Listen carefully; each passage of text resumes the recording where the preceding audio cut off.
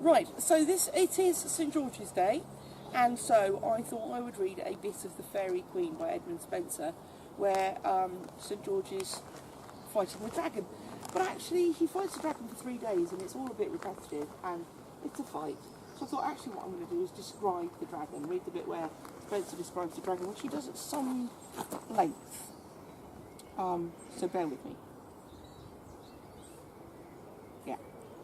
By this the dreadful beast drew nigh to hand, half flying and half footing in his haste, that with his largeness measured much land, and made wide shadow under his huge waist, as mountain doth the valley overcast.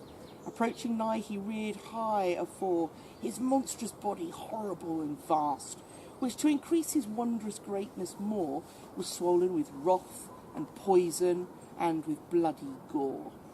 And over all with brazen scales was armed, like plated coat of steel, so couched near, that nought mote pierce, nay might his corpse be harmed by dint of sword, nor push of pointed spear.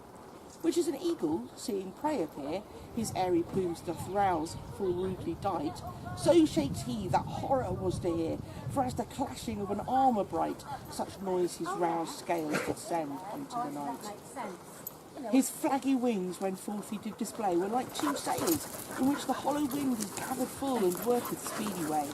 And eke the pens that did his pinions bind were like mainyards with flying canoers lined, with which, whenas him list the air to beat, and there by force unwanted passage find, the clouds before him fled for terror great, and all the heavens stood still, amazed with his threat.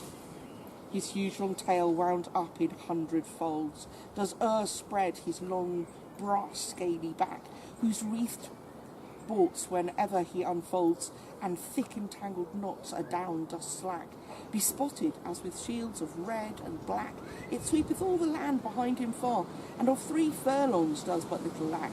And at the point 2 stings infixed are, both deadly sharp, that sharpest steel exceeding far.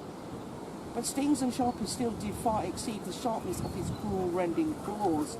Dead it was sure as death indeed, that everything doth touch his ravening paws, or what within his reach he ever draws.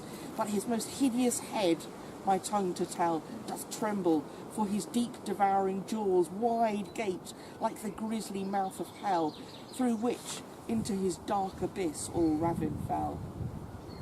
And that more wondrous was, in either jaw 3 ranks of iron teeth enraged were, in which, yet trickling, blood and gobbets raw of late devoured bodies did appear.